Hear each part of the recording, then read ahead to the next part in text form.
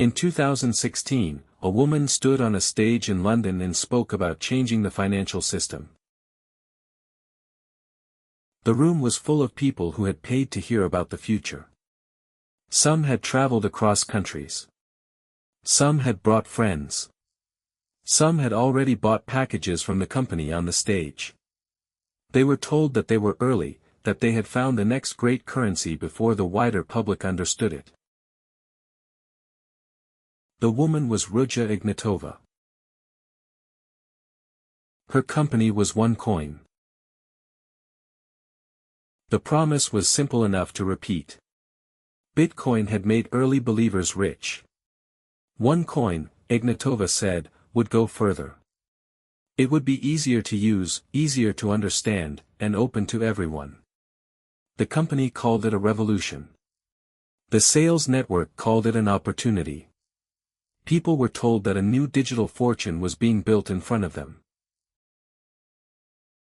But according to the United States Department of Justice, OneCoin was not a functioning cryptocurrency with a genuine market value. It was a fraudulent investment scheme that used the language of cryptocurrency to sell packages, recruit members, and move billions of dollars across borders. By the time investigators began to close in, the company had claimed millions of members. More than 3.5 million people had invested, according to the evidence described by prosecutors. The government said victims around the world put more than $4 billion into the scheme. The people who built it lived in an international world of offices, conferences, luxury hotels, shell companies, bank transfers, and public speeches. The people who lost money lived in many different worlds. Some were experienced investors. Some were small business owners. Some were retirees. Some were people who had never thought of themselves as investors at all. They were reached through colleagues, relatives, religious communities, language groups, online forums, and friends who believed they had found a way to escape ordinary financial limits. The scheme did not need every person to understand the technology. It needed them to trust the person who explained it. Buried Ledger. Episode 20, The Crypto Queen. This is the story of OneCoin, Ruja Ignatova, the company that sold a financial fantasy through a global recruitment network, the investigators who separated the digital language from the underlying money movement, and the fugitive who disappeared after leaving Sofia for Athens in October 2017. It is also the story of what happens when a fraud is built to look like a community. The story uses the word cryptocurrency because that was the product's public identity. It uses the word fraud because that is how the criminal case was established against the people who were prosecuted. And it uses the word alleged when the law requires that distinction, especially when discussing a person who remains wanted and has not been tried in court. OneCoin began operating in approximately 2014. Its headquarters and public center were in Sofia, Bulgaria. Its founders presented it as a new kind of money, one that would take the excitement around Bitcoin and make it available to ordinary people around the world. Bitcoin was still unfamiliar to most people. It was discussed in technology circles, finance circles, and online communities, but it had not yet become a household word everywhere. That made it useful as a reference point. OneCoin's sales message did not begin with a complicated explanation of computer science. It began with a missed opportunity. You may have heard of Bitcoin before it became valuable, the message implied. You may have watched other people benefit while you stood outside. OneCoin was presented as the next chance. This is an old sales technique in modern clothing. The promise of being early can be stronger than the promise of being safe. It turns uncertainty into urgency. It tells people that the risk is not in buying, but in waiting. OneCoin used that urgency constantly. People were not usually invited to buy OneCoin in a simple transaction. They were sold packages. The packages could include tokens that were described as material for mining, educational content, and the right to participate in the OneCoin system. The larger the package, the larger the alleged opportunity. The package structure created a second promise. A buyer was not merely purchasing a digital asset. The buyer could also become a seller. Existing members received commissions for recruiting new members and selling packages. The model was multi-level marketing. Its language was about community, education, leadership, and personal advancement. Its financial engine depended on new money entering from new participants. That structure could move through a family faster than a conventional advertisement. A stranger asking for money may be ignored. A brother, colleague, neighbor, or friend may be heard. The first question is no longer whether the company is real. It becomes whether the person speaking to you is trustworthy. The person making the introduction might not have known the full truth. Many participants were selling something they had been sold. They repeated the language of the company because they believed it, because they wanted to believe it, or because their own money was already tied to the success of the next recruit. That is how a fraud can become social before it becomes financial. OneCoin's leaders held large events and projected the image of a movement. There were stages, videos, presentations, awards, branded materials, and enthusiastic crowds. The events made the system visible. They gave members a shared vocabulary and a shared feeling of belonging. The public image mattered because a digital currency is partly an act of collective belief.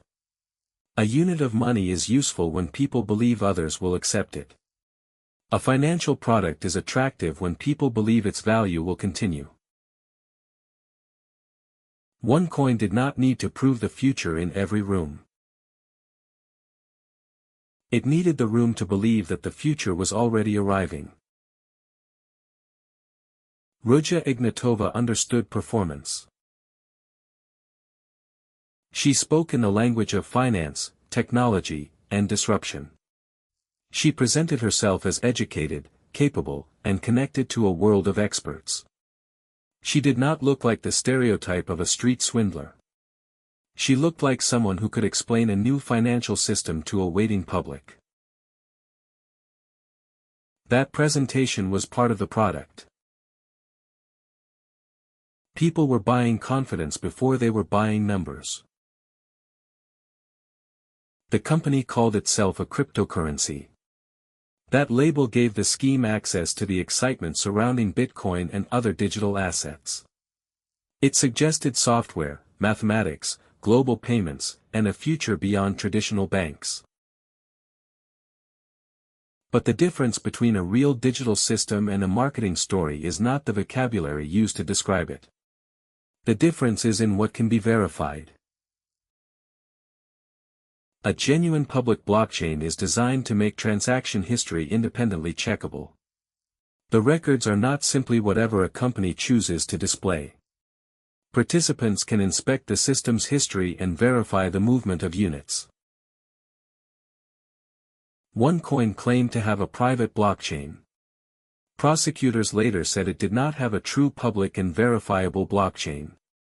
Investigators also said the company assigned coins to members that did not exist in the purported ledger.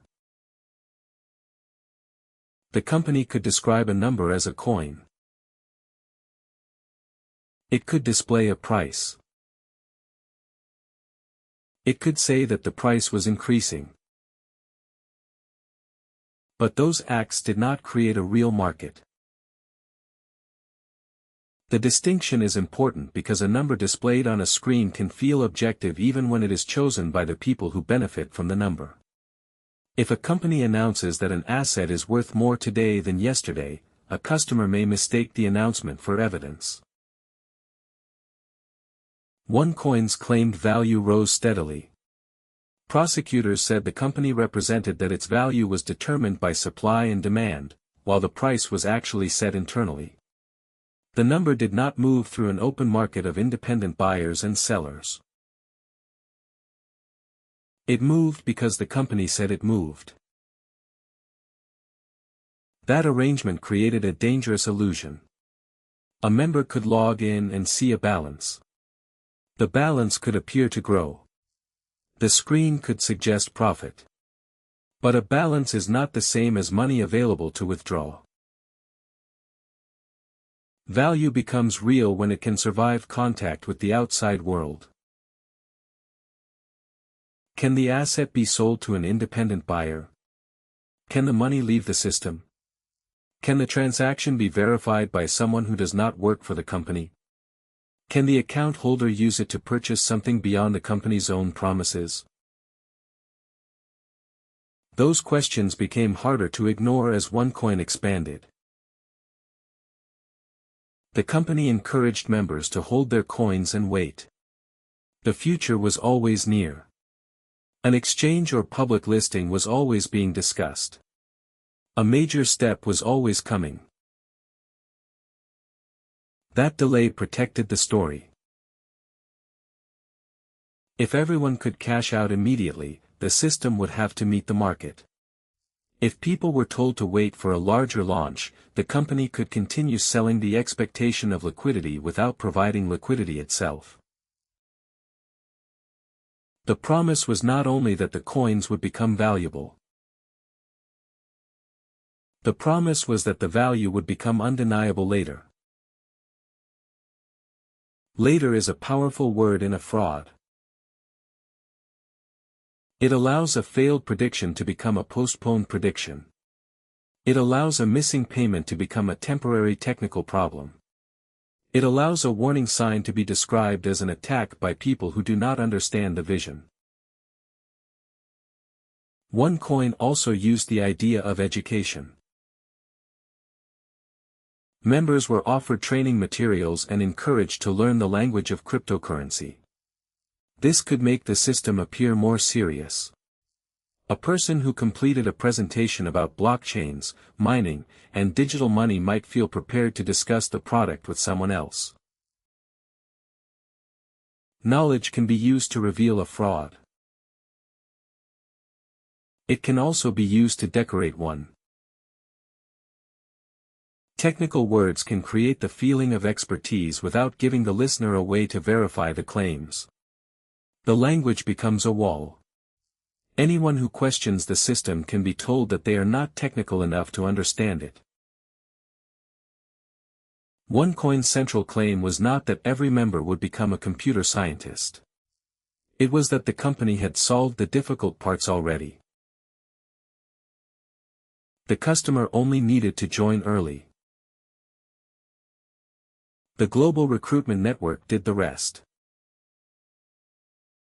The recruitment model had another effect. It changed the emotional position of the buyer. Once a person had paid for a package, the person had a reason to defend the company. If the investment failed, the loss was not only financial. The person might have to admit that a friend had been misled, that a family member had been invited into the same problem, or that years of advice had been built on a false promise. Selling the product could become a way to recover the earlier loss. If a new recruit paid in, the older member might earn a commission. That commission could be described as proof that the opportunity worked. The first payment did not prove that the underlying asset was valuable. It proved that the recruitment system could pay a commission while money was still entering.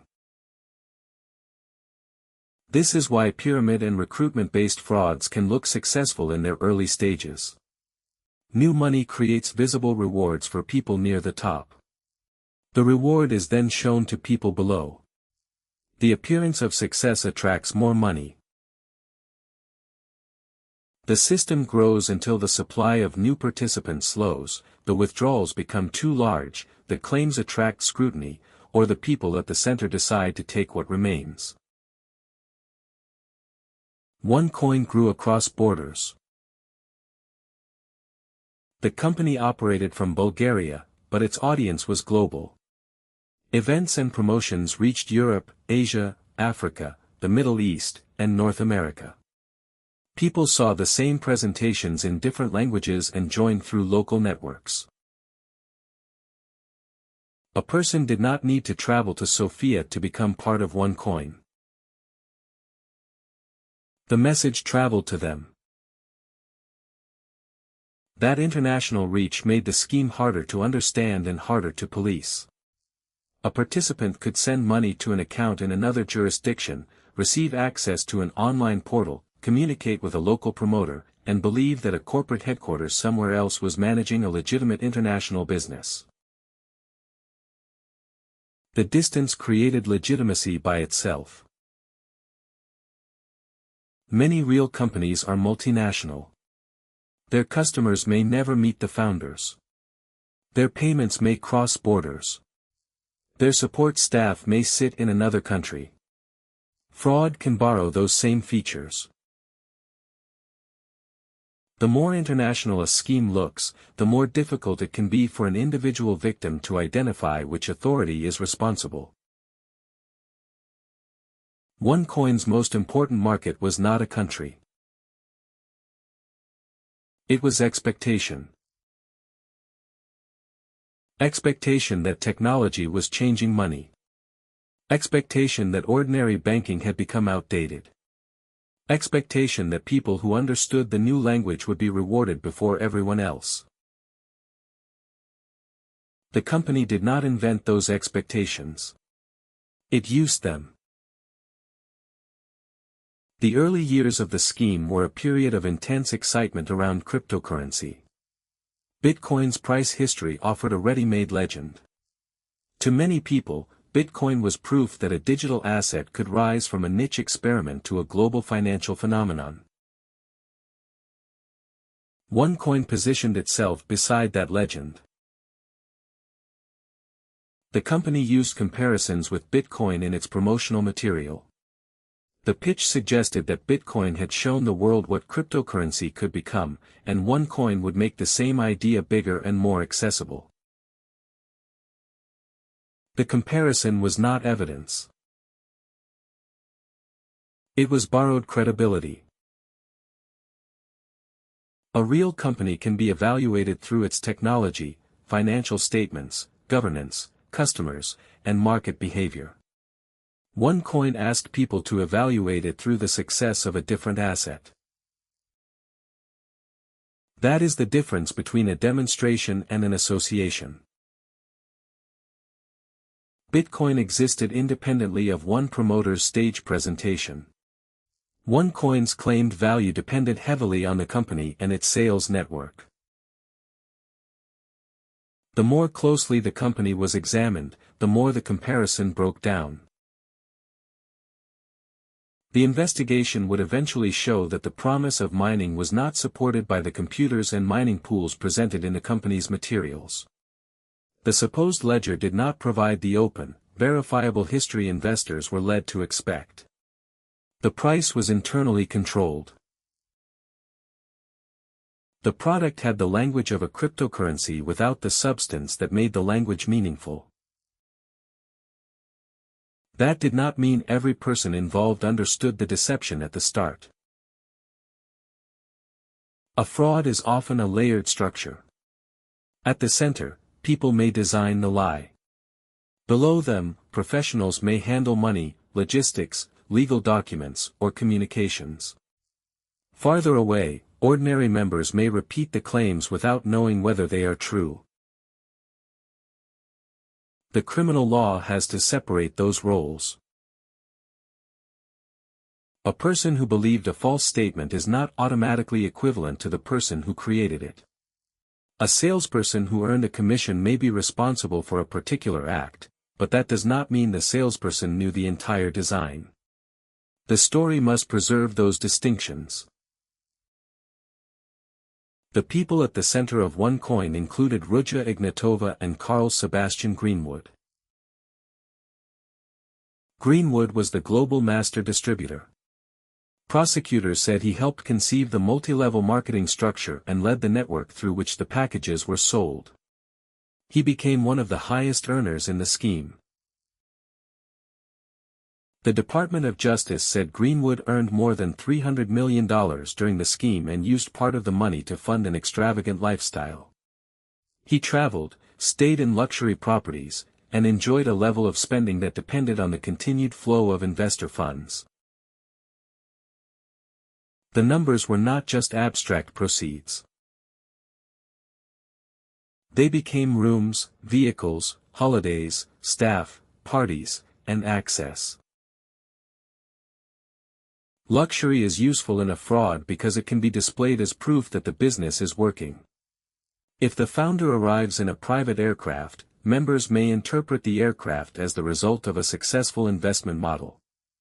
They may not ask whether the money came from profit, borrowing, or the contributions of people below them. The lifestyle becomes advertising. Ignatova was the public face with the strongest ability to convert the product into a story. She could speak about a financial revolution, present herself as a leader, and make a room feel like it had discovered something before the rest of the world. She also understood the value of scale. The larger the conference, the more credible the movement appeared. The more countries represented in the audience, the more difficult it was to imagine that the entire enterprise was built on a false product. A crowd can become a form of evidence. If thousands of people are listening, a new visitor may assume that someone else has already checked the company. If a local leader has invested, a newcomer may assume that the opportunity must be safe.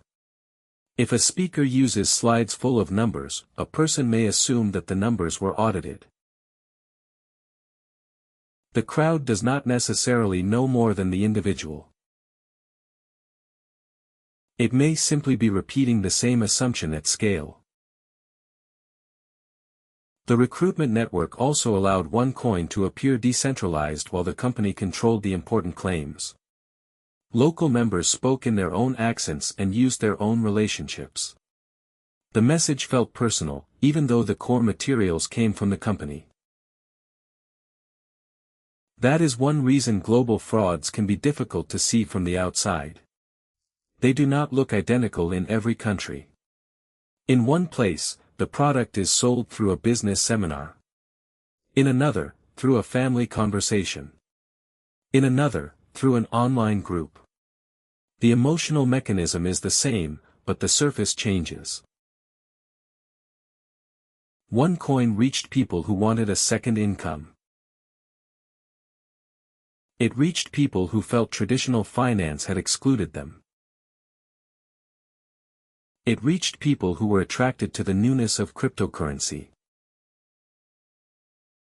It reached people who simply trusted someone close to them. The victims did not share one profile. That matters because fraud stories can become cruel when they treat victims as foolish. A person may make a decision with incomplete information, under social pressure, or after hearing a confident claim from someone believed to be honest. The responsibility for a deliberately constructed deception belongs first to the people who designed and operated it. OneCoin's records became important to investigators because they showed the scale in the company's own terms. Prosecutors said that, between the final quarter of 2014 and the final quarter of 2016, the company generated more than $4 billion in sales revenue and recorded billions in alleged profit. The figures were enormous, but the underlying question was basic. Where did the money come from? And what did the buyer receive in return? The buyer received access to a system that displayed balances, promised future value, and encouraged further recruitment.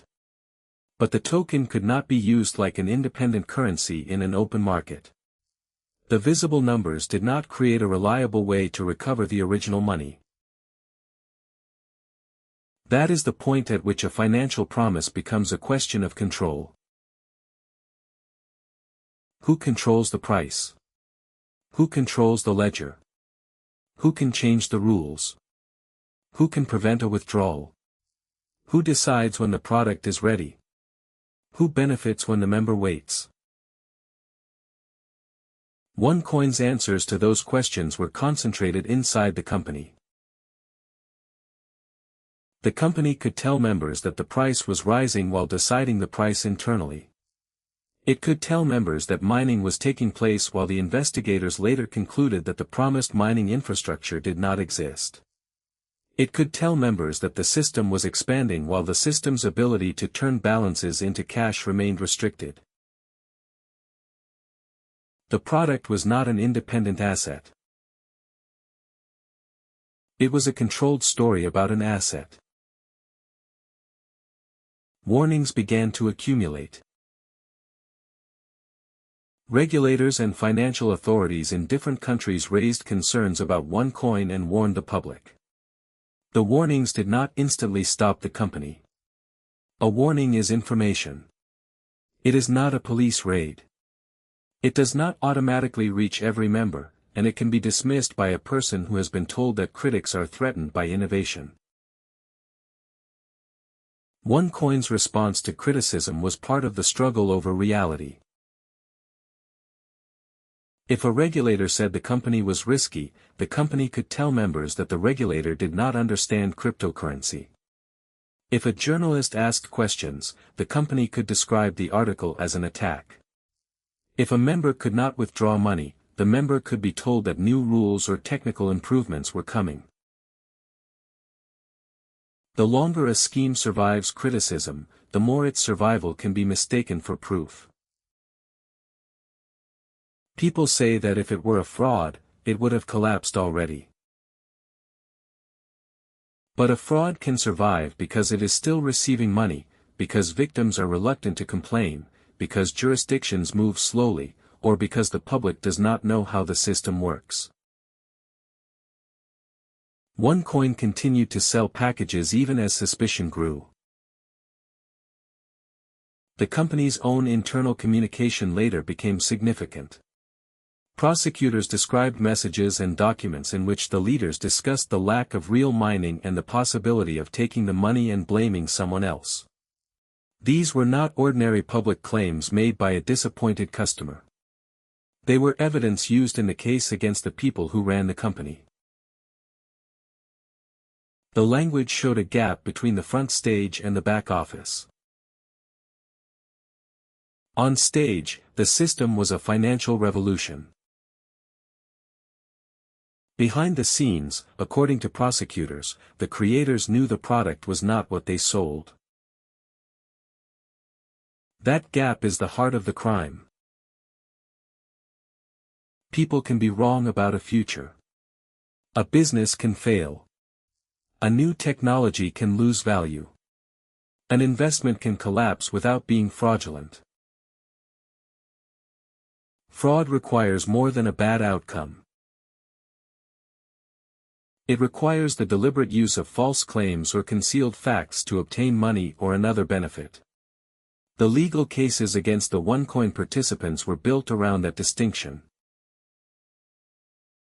OneCoin was not prosecuted merely because its price went to zero. The case focused on claims that the product existed, that it was mined, that it had an independent value, that the company had a functioning blockchain, and that investors could participate in a future financial system. The evidence described a product created to receive money while appearing to offer something else. The investigation became international because the scheme was international. The FBI and IRS criminal investigation worked with prosecutors and partners outside the United States. Bank transfers crossed jurisdictions. Corporate entities were registered in different places. The sales network operated through people who might never have met the central leadership. International fraud investigations are built from many small pieces.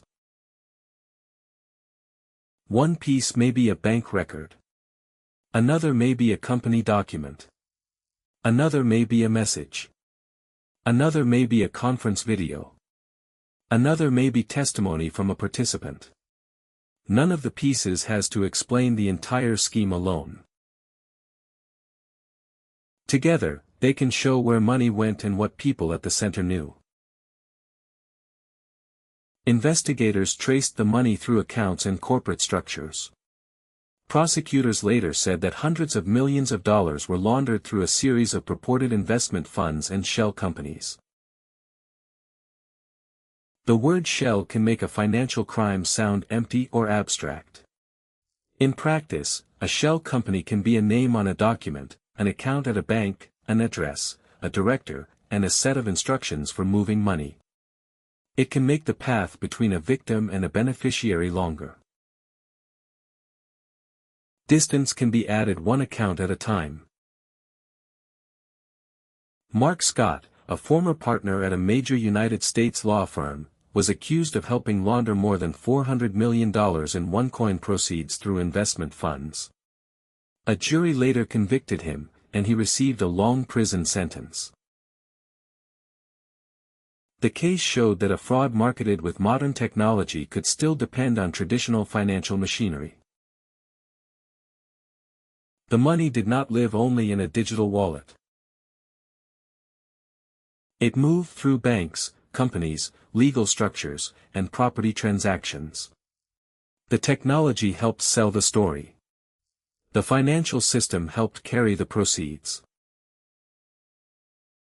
The same was true of the people. The scheme required speakers, recruiters, accountants, lawyers, corporate officers, payment processors, and administrators. A fraud that claims to be beyond the old world may still need the old world to function. The official title of Irina Dulkinska was Head of Legal and Compliance. That title suggested oversight. The government alleged that her conduct went in the opposite direction. Prosecutors said she helped create and manage shell companies, assisted in moving proceeds, and helped hold property associated with Ignatova. Dulkinska was arrested in Bulgaria and extradited to the United States in 2023. She later pleaded guilty to conspiracy charges. The title on an organizational chart did not decide what a person had done. The evidence and the plea did. The title was still useful to the scheme. An organization that displays legal and compliance roles can appear more legitimate to outsiders. It can create the impression that someone is checking the rules. But the presence of a compliance department does not prove compliance. Sometimes it only proves that the company knows what legitimacy is supposed to look like. The investigation also found that people began reacting when arrests and prosecutions became real. In 2018, after Mark Scott's arrest became known, prosecutors said Dulkinska burned incriminating documents and sent messages to people connected to the scheme. The alleged conduct was not the behavior of a normal compliance office responding to a regulatory question. It became part of a criminal case. The contrast was stark. The company had spent years telling members to trust its records. When the investigators arrived, people at the center were accused of destroying records. Ruja Ignatova's disappearance came earlier. By 2017, law enforcement attention had reached the company's leaders. The United States charged Ignatova with wire fraud, securities fraud, money laundering, and related conspiracy offenses. A federal warrant was issued. On October 25, 2017, Ignatova traveled from Sofia to Athens on a commercial flight. After that, she disappeared from public view. The last confirmed movement is more powerful than an unverified sighting because it has a record behind it. A flight can be documented. A photograph in a city may be misidentified. A message from an unknown account may be fabricated. The public wanted the disappearance to have a clean explanation. Perhaps she had a new passport.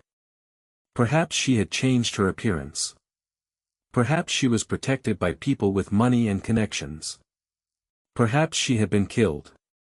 Perhaps she was living quietly under another name. The authorities have not publicly confirmed the answers to those questions. The FBI lists Ignatova as wanted and says she remains at large. The United States Department of State's Transnational Organized Crime Rewards Program offers up to $5 million for information leading to her arrest and conviction. The reward is not evidence that any particular theory about her fate is true. It is evidence that the case is still open in the only sense that matters for a fugitive case. The person most closely associated with OneCoin has not been brought before an American court. Because Ignatova remains wanted and has not been tried, this episode does not describe disputed allegations against her as judicial findings. The broader OneCoin case is established through the guilty plea and conviction of other leaders, government evidence, and public records. Her own criminal charges remain charges. That distinction is not a technical footnote. It is the difference between reporting a case and pretending to have decided it ourselves. The disappearance became the final piece of the public image. The company had sold a story about escaping old systems. Now its founder appeared to have escaped the investigators who represented those systems. For victims, the disappearance did not make the loss mysterious. The money was still gone. The accounts were still empty or inaccessible. The promised coin still could not function as promised. A missing founder could be a symbol, but the financial damage remained painfully ordinary. A person who loses retirement savings does not experience the loss as a digital event. The loss can mean rent, medical care, education, debt, family conflict, or the end of a business. A victim may have to explain to relatives why the money cannot be withdrawn. Someone who recruited friends may carry guilt even though that person was also deceived. The scheme's community structure multiplied the harm. The victims were not only people who sent money to a distant company. They could be people who sent money because someone they loved told them the opportunity was real. When the company failed, trust failed locally. The recruitment model also made the fraud resistant to simple explanations. A family member might say that the company had been attacked by banks. A local promoter might say that regulators were trying to stop a competitor. A leader might promise that a new platform would restore withdrawals. The story could continue even after the product stopped working because the community had already learned how to defend it. This is why a fraud can have a long afterlife. The people at the top disappear or are arrested, but the emotional arguments remain. Members may still believe the concept was sound and only the execution failed. They may still hope that another launch will release the hidden value. They may still be embarrassed to admit the loss. The internet can preserve those promises indefinitely. The OneCoin website and affiliated channels were not the only way the story traveled. Videos, presentations, recordings, and testimonials could be copied. A speech in one country could be watched years later in another. A sales claim made in a crowded hall could be reduced to a short clip and presented as evidence that the founder had once predicted success. The archive of a fraud can become part of its recruitment material. Investigators had to work against the same problem.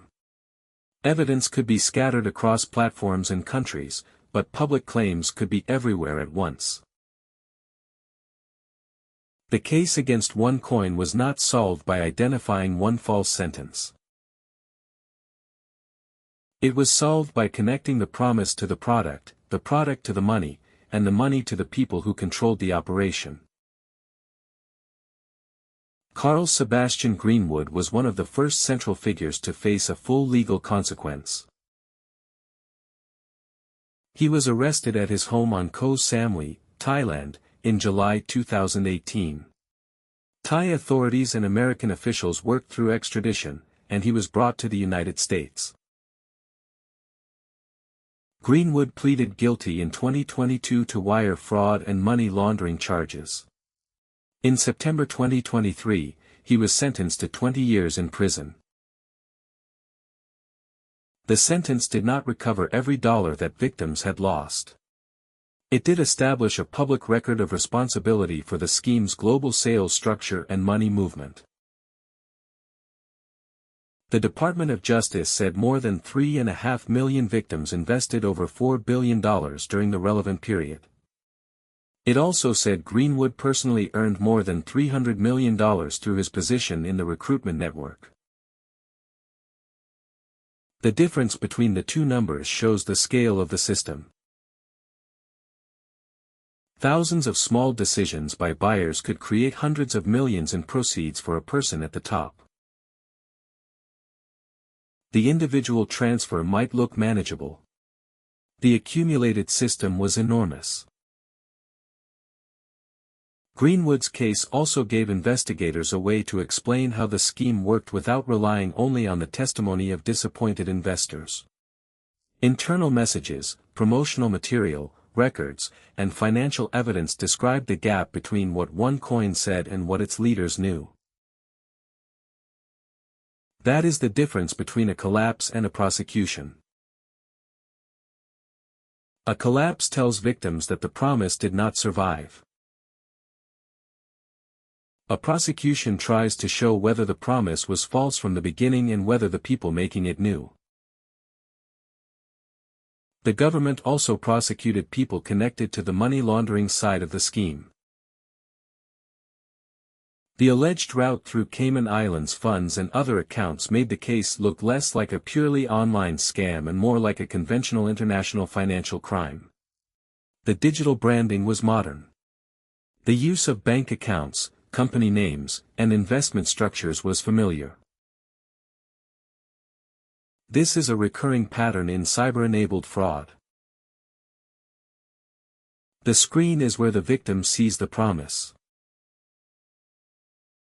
The bank is where the money often moves. The company register is where ownership may be obscured. The courtroom is where the connections are tested. In March 2023, Irina Dulkinska was extradited from Bulgaria to the United States. She had been described as OneCoin's head of legal and compliance. Prosecutors alleged that she helped arrange shell companies and assisted in laundering proceeds. In November 2023, she pleaded guilty to conspiracy charges. The case against her showed that the company's legal language was not an independent guarantee of honesty. Words such as legal, compliance, academy, and foundation can carry authority. But a label cannot certify a business. A certificate cannot create a market. A title cannot make a ledger true. The law looks behind the label. The public often looks at the label first. That difference is one reason fraud remains effective. The money laundering cases also raised a second question: what does recovery look like after the central figures are identified? Recovering money is not the same as proving a crime. Funds may have been spent, transferred, hidden, converted into property, or mixed with other money. A court can order forfeiture, but the order does not make the money appear instantly. Victims may wait years while authorities identify assets, resolve claims, and distribute whatever can be recovered. The delay can feel like another version of the original promise: value exists somewhere, but access is always later. By 2026, the United States Department of Justice had launched a one-coin remission program for qualifying victims. The FBI said the program used more than $40 million in forfeited assets and allowed eligible people who bought one coin between 2014 and 2019 and suffered a net loss to apply for compensation. The stated deadline was June 30, 2026. At the time this episode was prepared, that deadline had passed. The program's existence did not mean that every victim would be made whole. It was a limited process using recovered assets, and filing a petition did not guarantee compensation.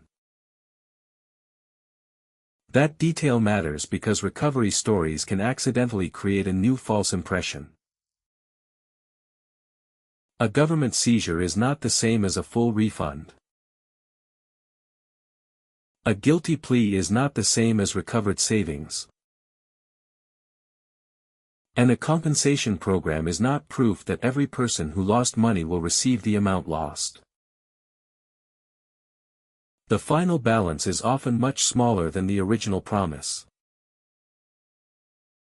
The disappearance of Ignatova made the question of recovery even more difficult. If a founder is missing, assets connected to the person may also be hidden behind other people, companies, or jurisdictions. The investigation continues through records, witnesses, and international cooperation, but the public does not receive a complete answer every time a theory appears. The FBI's current description says Ignatova remains at large. It offers a reward of up to $5 million for information leading to her arrest and conviction. That status is more important than the nickname. The media name CryptoQueen is memorable. It can also make the case sound like a legend. A queen suggests a glamorous court, a vanished palace, and a story larger than ordinary life. The records describe something more concrete. There were bank transfers. There were packages sold to members. There were claims about mining and a blockchain. There were messages about the business's real purpose. There were people who lost money. There were arrests, extradition proceedings, guilty pleas, convictions, prison sentences, and a fugitive warrant. The nickname belongs to the publicity. The evidence belongs to the case. The most difficult part of OneCoin is not understanding that the coin became worthless. It is understanding why so many people could be persuaded that it was valuable while the company controlled the information needed to test that claim. The answer is partly social. People trust people before they trust systems. A financial product can reach a person through a friend long before it reaches them through a regulator. A speaker can answer a question immediately, while a government warning may be written in legal language and published on a website the victim never visits. The scam was not only a story about technology. It was a story about access to trust. OneCoin's promoters did not need to persuade every buyer that they understood cryptography. They needed buyers to believe that someone else had already done the checking. The company used the appearance of expertise, the scale of events, the confidence of leaders, and the excitement of a new market. It converted uncertainty into a social performance. When one person stood up and said the coin was the future, the audience heard a claim. When hundreds of people repeated it, the audience heard consensus. But consensus is not verification.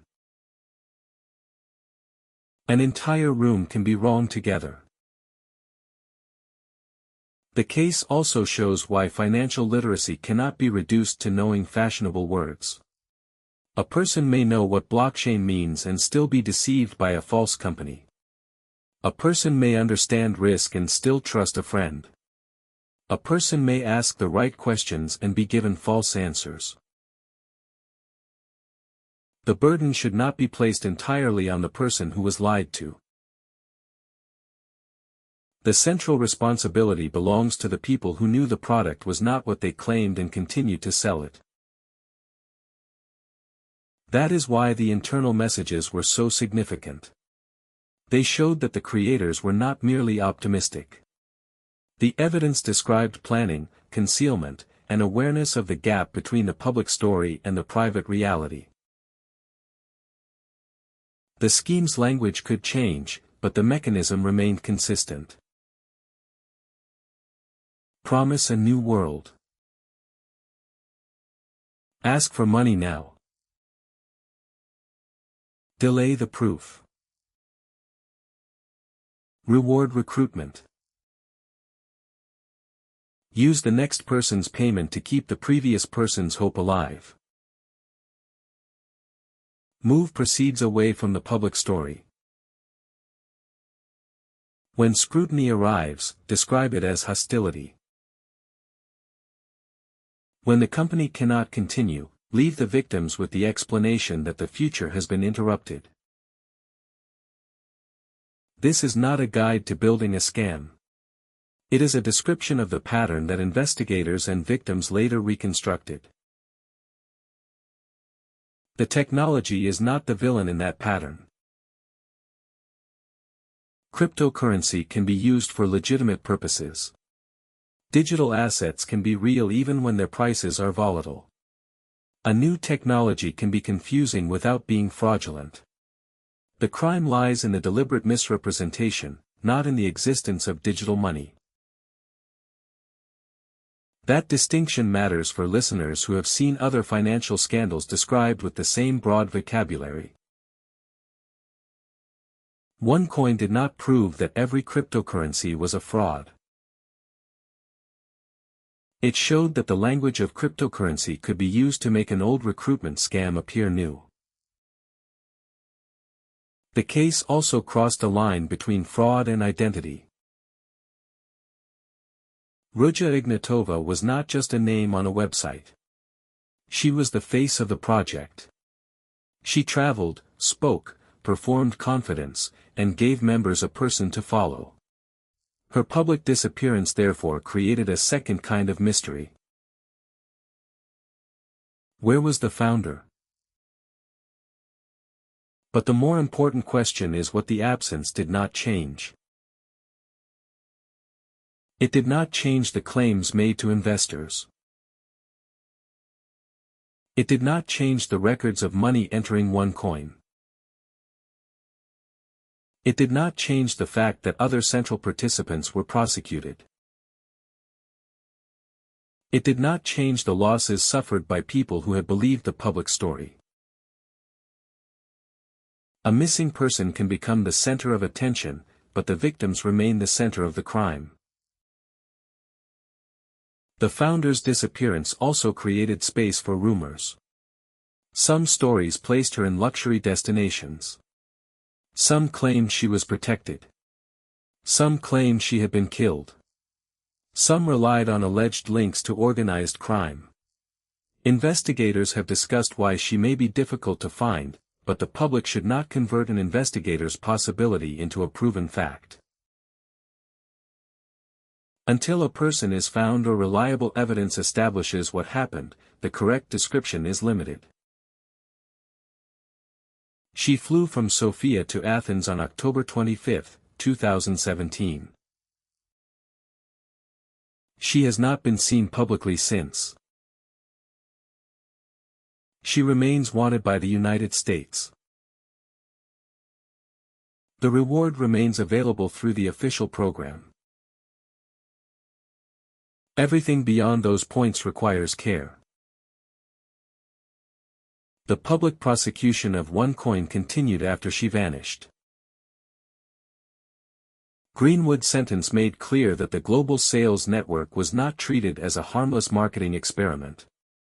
The government described the money as fraud proceeds and the coins as worthless. The sentence recognized the role of leadership, recruitment, and personal enrichment. Mark Scott's conviction addressed the laundering system that helped move the money. Dilkinska's guilty plea addressed another part of the corporate and financial structure. These cases did not bring the story to a single dramatic end. They added pieces to the record. The legal process is usually slower than the fraud.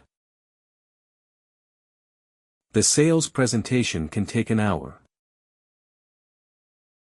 The transfer can take minutes. The loss can be immediate. The investigation can take years. The trial can take months. The recovery can take longer. That mismatch is part of the burden victims carry. They may know the product was false long before the court completes the case. They may see a defendant sentenced and still have no access to their savings. They may hear that money has been forfeited and still not know whether they qualify for compensation. Justice can produce a public answer without producing a complete private repair. That does not make the public answer meaningless. A conviction gives the historical record weight. It prevents the company from rewriting the collapse as a simple market failure. It identifies conduct as criminal rather than merely unsuccessful. But a conviction is not a magic restoration of the past. The OneCoin remission program, announced by the Justice Department in 2026, showed both sides of that reality. More than $40 million in forfeited assets could be used to compensate eligible victims, but the program was limited. It applied to people who purchased during the specified period, experienced a net loss, and met the program's requirements. The application deadline was June 30, 2026. A petition did not guarantee payment. The money available for recovery was measured in millions. The losses were measured in billions. That gap is the final arithmetic of the case. A fraud can make a fortune appear on paper while destroying the real finances of the people below it. It can make one person's luxury look like proof of success while thousands of others lose the money that gave their lives stability. The public image of OneCoin was built from upward movement. The leaders moved upward into status, travel, and wealth. The displayed coin price moved upward. The member count moved upward. The promises moved upward, always toward a larger launch and wider acceptance. The money moved outward from the people who were persuaded to pay. When the system failed, the direction reversed only for the people who had no control. Their balances fell out of reach. Their relationships were damaged. Their questions remained unanswered. The company had sold a future in which everyone could participate. In reality, the benefits were concentrated. The language of inclusion was one of the scheme's strongest tools. OneCoin was presented as a financial system for people who had been left behind by banks and markets. It claimed to be open to everyone. That message can be emotionally powerful because exclusion is real. Many people do not have access to professional financial advisors, large investment accounts, or institutions that explain risk in plain language. A promise of participation can feel like dignity. Fraudsters recognize that emotional need. They can present a purchase as a form of independence. They can tell a person that the old system wants them to remain poor. They can make skepticism sound like fear and caution sound like weakness. The victim is then asked to prove belief by taking a financial risk. OneCoin did not need to force people into the scheme. It needed to make refusal feel like missing the moment. This is why the story remains relevant after the disappearance and the prosecutions. The names may change. The technology may change. The claim may involve cryptocurrency, artificial intelligence, property, foreign exchange, or a private investment club. The pressure can remain the same. Join before everyone else. Trust the inner circle. Ignore the critics. Wait for the promised breakthrough. Recruit someone you know. Do not ask why the value cannot leave the system.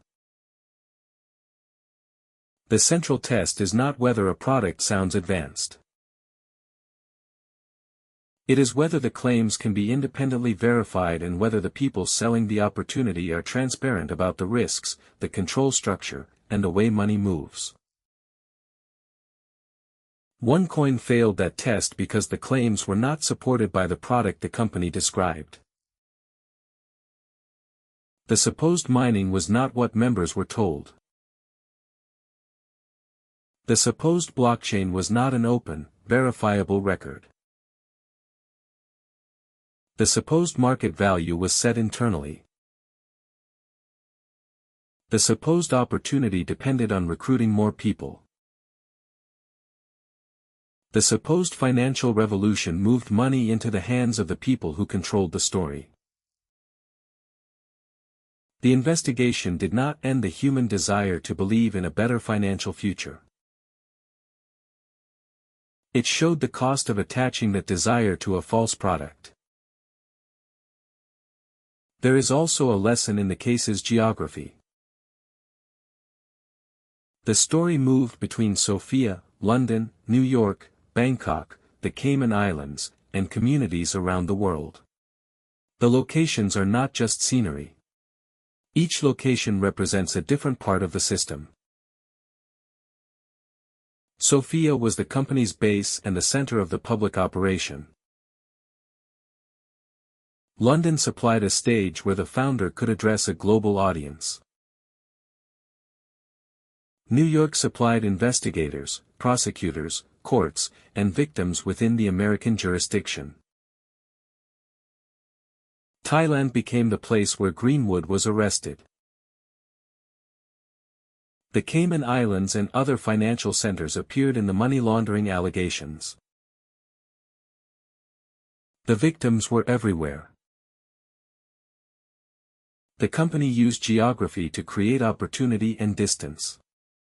Law enforcement used geography to build cooperation. That cooperation is often invisible to the public. A press release may name one agency, but an international financial case can depend on many offices comparing records, securing documents, translating material, and arranging extradition. The visible story has a queen, a stage, and a disappearance. The investigative story has analysts, bank records, court filings, and people working patiently across borders. Both stories are true parts of the case, but they serve different purposes. The spectacle explains why the fraud attracted attention. The paperwork explains why the fraud could be prosecuted. The most reliable version of the story is built from the second. The nickname is memorable, but the charges are specific.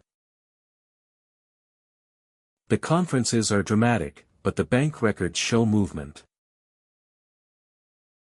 The disappearance is mysterious, but the flight record gives the last confirmed point. The promised coin was imaginary as a functioning asset, but the victim's payments were real. That is the central contradiction of OneCoin. The false money was backed by real money. The product was made of language, but the loss was made of savings. The company told people they were buying a future.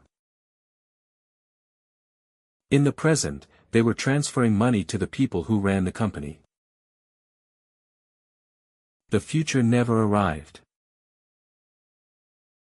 The legal process did. Greenwood was sentenced to 20 years. Scott was convicted of laundering proceeds. Delkinska pleaded guilty to her role in the conspiracy.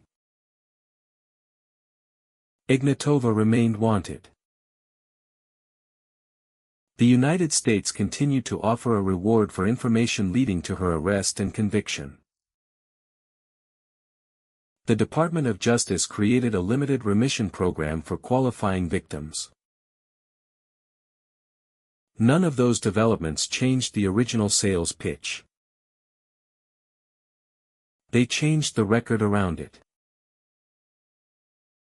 The record now includes the statements of prosecutors, the evidence presented in court, the guilty pleas and convictions, the financial recovery effort, and the continuing search for the person who led the company through its most public years. The record also includes the people who tried to warn others. Some warnings were ignored because they arrived too early. Some were dismissed because they challenged a community. Some victims only understood the warning after the money could no longer be withdrawn.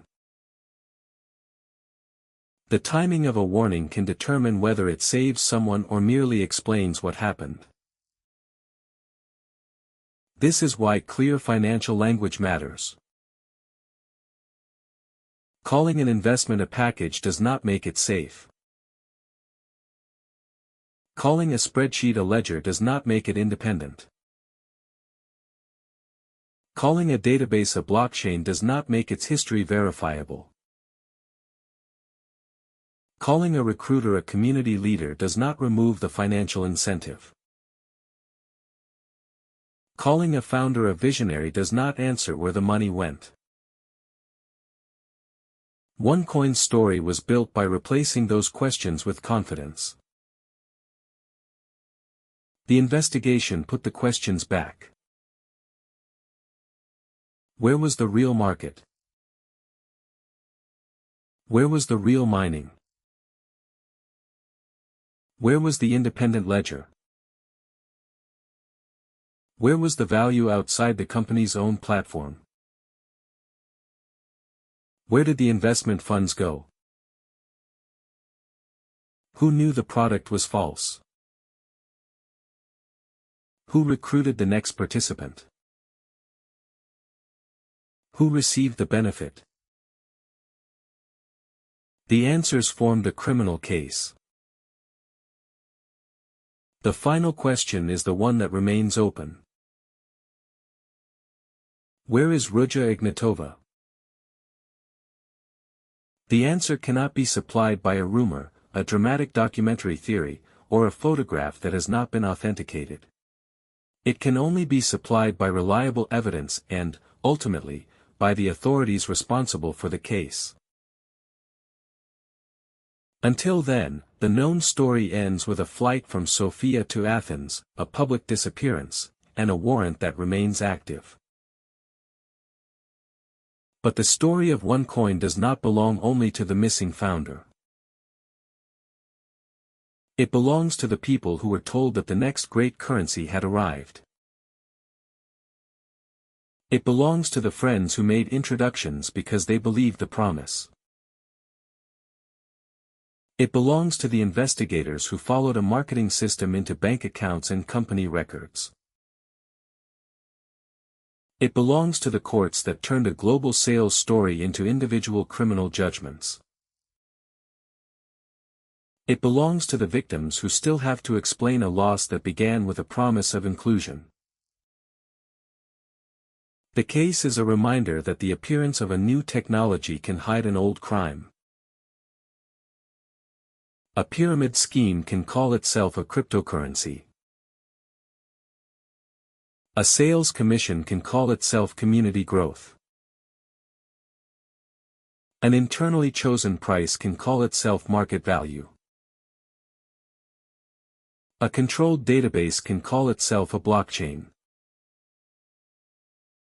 And a missing founder can leave behind a mystery that attracts more attention than the ordinary people who financed the entire performance. The language may be modern. The harm is not. The fraud depended on the oldest element in finance, trust. It took that trust from one person, moved it through a network, multiplied it through relationships, and converted it into money for the people at the center. When the promise broke, the trust broke with it.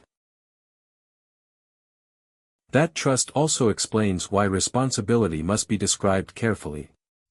Not every person who attended an event knew the product was false.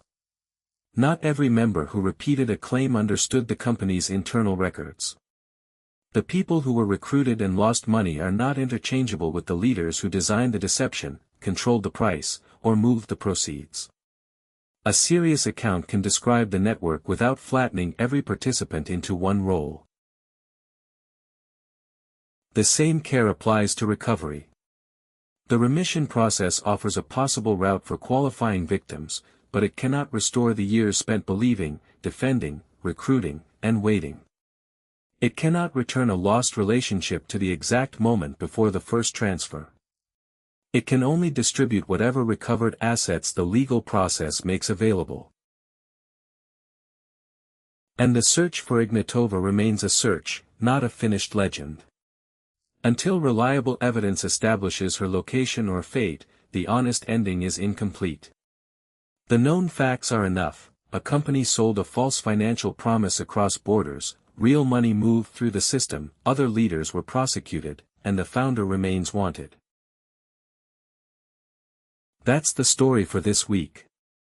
I'm back with the next one soon. This has been Buried Ledger.